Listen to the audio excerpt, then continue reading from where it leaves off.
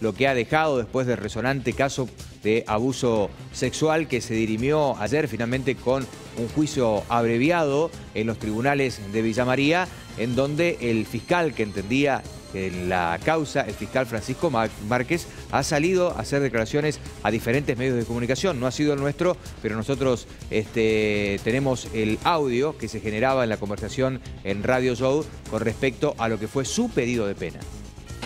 Yo lo primero que debo decir es que se trató de una audiencia a puerta cerrada, porque es un hecho en donde, atento a la naturaleza de la víctima, que es menor y que es de índole sexual, no debo dar precisiones porque aumentaría la revictimización.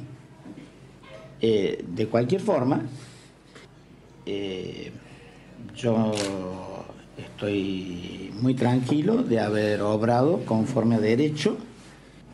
No creo que me merezca las calificaciones de quienes dicen que hemos dejado en libertad a un violador, porque esa no es la prueba.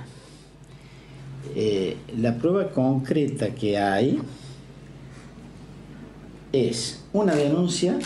En primer lugar, la víctima,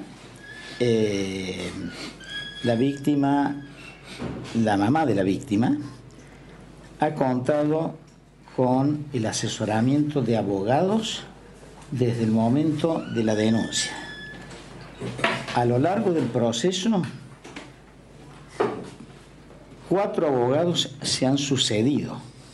El artículo 18 de la Constitución Nacional habla del debido proceso y del derecho de defensa que tiene todo ciudadano, y que en el Código de Procedimiento está reflejado en primer lugar, la acusación.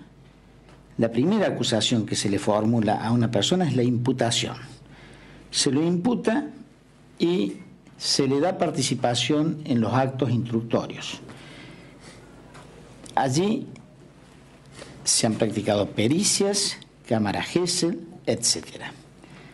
Sobre la base de esas pruebas viene una segunda etapa, con participación de los abogados defensores del imputado y del querellante particular, que es la mamá. ¿Y cuál es esta segunda etapa? El fiscal de instrucción fija el hecho, es decir, los extremos de la imputación, y le dice a una persona: usted hizo esto, a usted yo lo acuso de esto, y entonces voy a salir de este expediente para no revictimizar. No es lo mismo que le digan a una persona: usted violó y mató a una persona, como fue en el caso de la víctima de Pozo del Molle, que se consiguió prisión perpetua, a que le digan: usted tocó la colita de una persona y es el papá. La mamá de la víctima se presentó en nuestro canal hace algo más de una hora, pidiendo leer un escrito. Dimos lugar al mismo y esto decía. Primero, es claro y contundente en la entrevista del fiscal Márquez cómo se esfuerza por defender y poner en lugar de víctima al confeso abusador de su pequeña hija y dejarlo casi en una posición de víctima de una madre despechada, minimizando el gravísimo abuso sexual de mi hija, a la cual arruinaron la vida para siempre, argumentando que Gione inocentemente solo la rozó.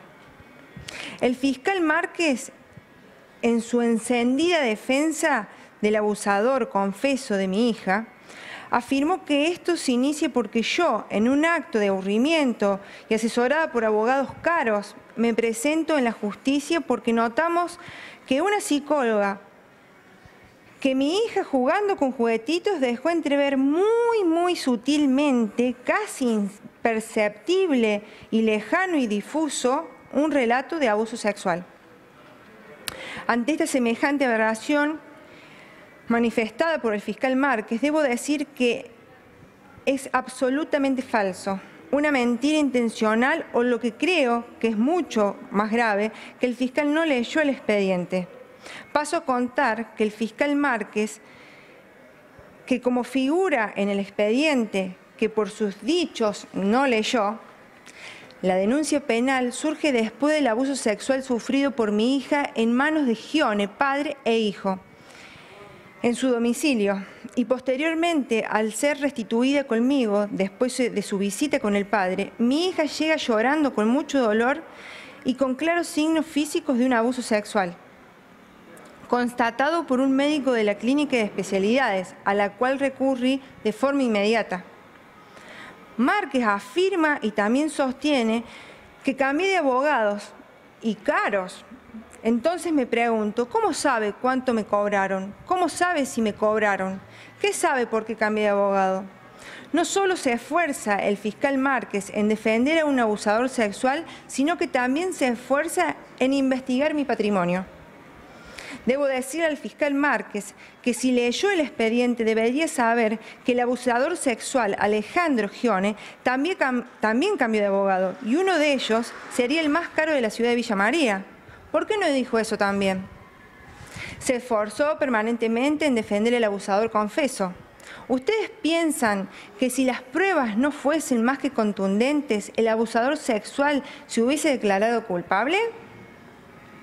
Este señor fiscal minimiza el grave abuso sexual hacia mi hija por parte de su padre biológico y de su medio hermano, comparándolo con una persona que le toca la cola a otra en un colectivo. Sus palabras están claramente cargadas de odio hacia mi persona por mi condición de mujer, de mamá, y de un menosprecio hacia mi hija.